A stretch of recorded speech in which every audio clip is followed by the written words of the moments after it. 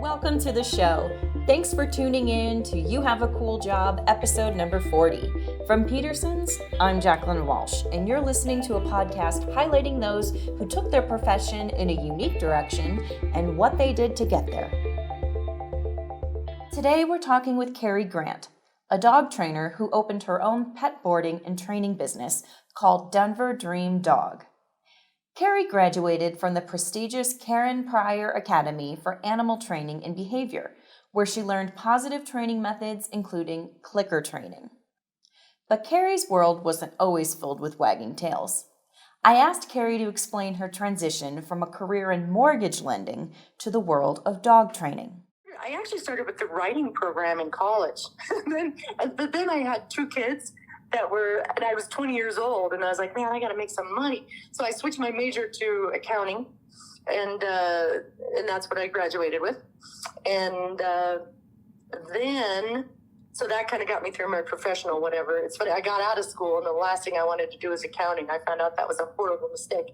So I went into mortgage lending, which at that point was just a lot more fun. I mean, initially I was just doing that work. Gosh, I did that for like 20 years. And I loved it until one morning I just woke up and I thought, oh my God, this is sucking my soul out. I had to make a change. So I made sort of an escape plan of one kind or another. I just made a list of things I was vaguely curious about, and animals came up high on the list. I'd kind of forgotten how much I loved animals as a kid. So I thought it might be fun. So at that point, and probably still, you can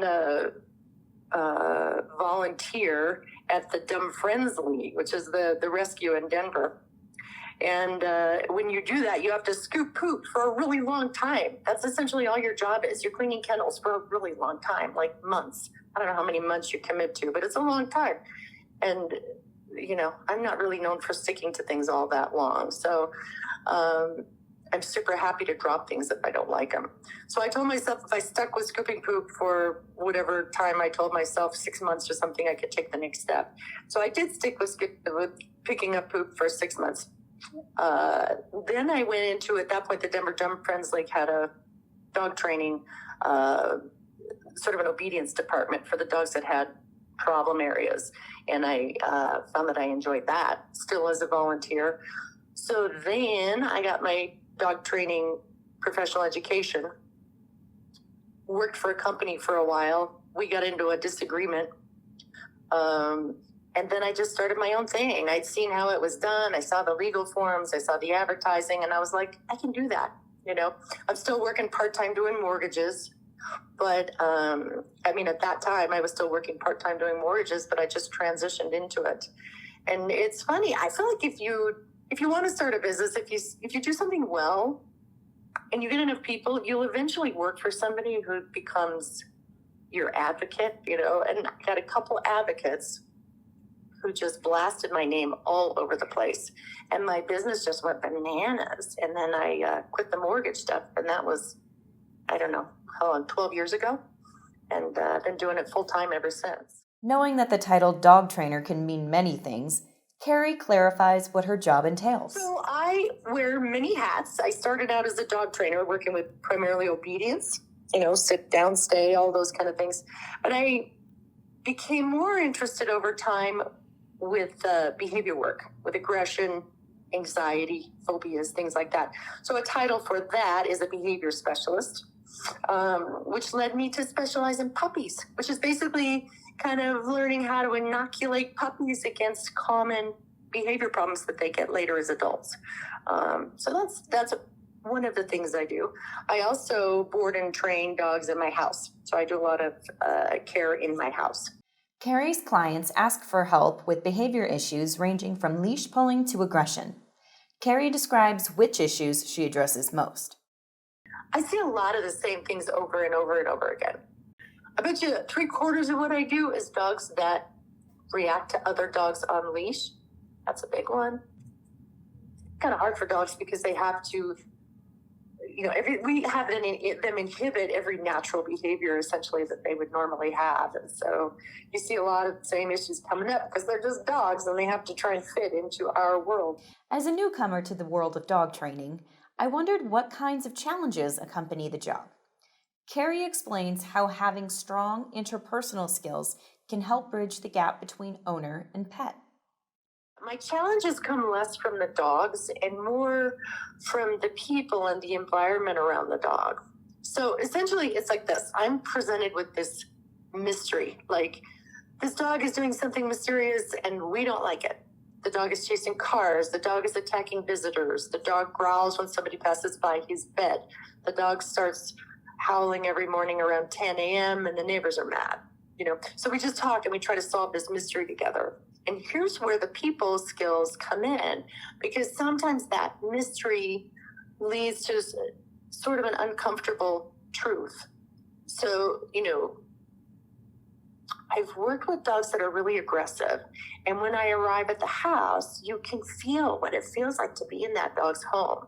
Like, I can feel, for example, sort of this underlying hostility between family members, or there might be a person there who's really soft and fragile, like the world is just too big and too difficult for them, and the dogs are going to react to that. They're just like emotional sponges and they just respond naturally to what they feel. So what's challenging is sometimes explaining to people how their feelings are affecting the dog, and it's hard to get that information across in a way that people are okay to hear. Like, one way I approach that is I ask them, we just focus on physical things, and I ask them, what value is the dog getting from whatever that behavior is? So, for example, like right now, I've got a dog that's super aggressive to the teenage son in the house, nobody else. So obviously we need to take the focus off the dog and take a look at the kid instead. And that's an uncomfortable conversation to have. So I try to focus on just concrete physical descriptions, like just what's going on without any descriptors, any judgment. We just describe what's happening. So in this case, I haven't met these people yet, but we'll go through it like this. So what physically happens when that dog lunges at the kid? And they'll say all kinds of things and give descriptors like, oh, he's angry, he's full of rage, he's afraid, whatever, But all I'm looking for is just a physical description. When the dog lunges, his ears go back, his weight projects forward, his mouth is shut, his eyes are wide, and the kid steps back some distance. Bingo. So when the dog lunges, the value that dog gets is space from the kid. And then we kind of work back from that first point of agreement. For example, what happens just prior to the dog lunging until we reach some point. So for example, we find out that it's when the kid raises his arm with the phone. And maybe we find out in the past he's biffed the dog in the head with that same outstretched arm position. Who knows? Whatever it is. But we eventually get there. And, sometimes it's by environmental. Sometimes it's, I've had dogs that are chasing cars, having to do with, they've got an electronic fence in the backyard and the dog happened to get shocked at a point when the car passed. Dogs are making associations all the time.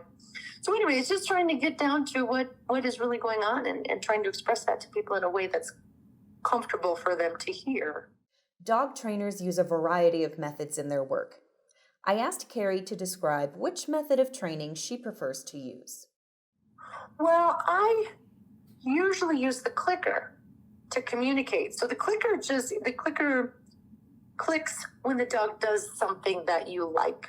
So again, when you're thinking about, okay, physically, this dog is doing this thing. And so then you're thinking about, okay, what are we going to do differently? What do we want the dog to do differently? In the case where the dog is lunging toward the kid, maybe we want to replace that behavior with something different. When the dog, if we decide the dog is trying to create space between himself and the kid, obviously we want to talk to the kid about the raised arm position and make that kid more mindful about what he's doing with his body that's making the dog feel threatened. But secondly, we want to give the dog some kind of tool about what to use when he feels threatened. Rather than lunging and pushing the kid away, how does he create space by moving back or moving somewhere where he feels comfortable? So I use the clicker, which is just that. It just makes a sound when the dog does something I like.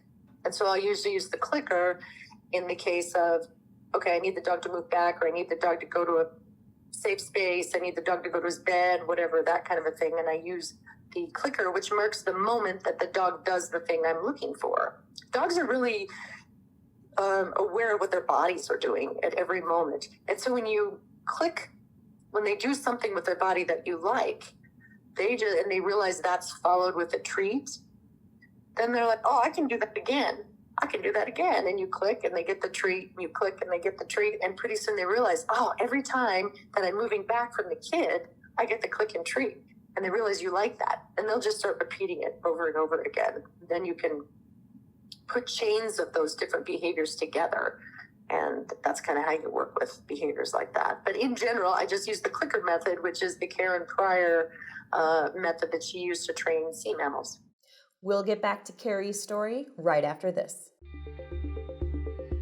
Are you searching for the right college, grad school, or trade school to fit your needs? Or are you studying for those entrance exams you need a good score on?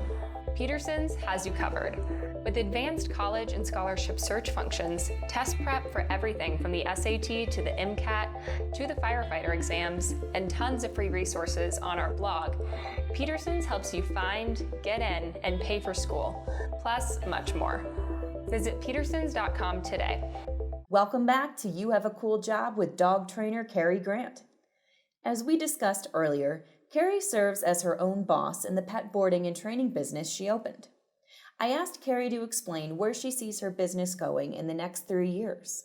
The tricky thing about my work is that, as you can tell from my workload, I work all the time and I work nonstop. And so I would like to develop more freedom in my life. And what I found is that a big part of my business now, I've moved more and more from actual training dogs to boarding dogs and boarding dogs with different behavior things and working with puppies and stuff. So I want to do more of that. I also think more and more people are doing that, which is taking dogs into their home and dog sitting. People are getting out of kennels, out of daycares, trying to put their dogs in more comfortable home style surroundings. And the demand for that is gigantic. But that whole industry is fraught with problems. People who don't know dogs and they try to take in multiple different dogs, they just have all kinds of problems because they don't know dogs. And so I want to create a business that has to do with teaching people how to take multiple dogs into their house. You can make awesome money. Right now, when you look at some of the companies that are doing that, Rover.com, for example, some of these companies that are kind of connecting people with dog sitters, those dog sitters are just woefully underprepared for what it's like. And Rover takes all their money. So I want to teach people how to keep dogs in their home, make a lot of money, easy 6 figures, and do it in a way that is super safe and super fun for the dogs. So that's my next project. I'm trying to do that into an online thing, an online class of some kind, and that's my next plan. Building a career in the pet training business involves a strong education and a lot of persistence. Carie shares her advice for aspiring dog trainers. Get a good education in terms of animals and learning theory and that sort of a thing. From there, learn to do a lot of things so you can basically bring a lot of value to people. For example, if you're doing obedience, it'll help you if you have knowledge of behavior and dog emotional issues and things like that. So get some skills along the lines of dog behavior, not just the sits and downs and stays. Or say if you want to understand puppy development, it'll really help you be better able to help people teach their puppies obedience skills because you'll understand where the puppy is at developmentally. So just try and get more information than just the minimum. Always keep learning. Invest in your own education, your continuing education. Don't skinny out on a cheap program and don't stop learning. The more you know, the more you have to sell. And then secondly, I would say really work on your people skills because dog training is really emotional for a lot of people. There are a lot of personal and family dynamics that play. And so to be a good dog trainer, I think you need to be a good people trainer and a really good communicator. I think you have to learn how to sell. You have to learn how to persuade people. And you have to just learn how to talk to them well, and sometimes you're going into somebody's house and you're having to sort of take a leadership role. And it's not always natural for dog trainers to take that role of being a leader, but that's what you're there to do. That's what they're paying you to do.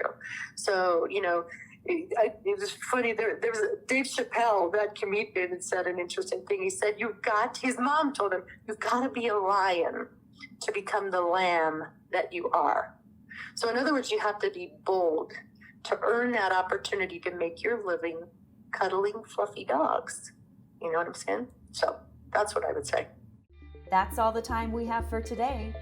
We hope you're inspired by Carie's story to continue following your passion too. Thanks for tuning in. We'll see you next time.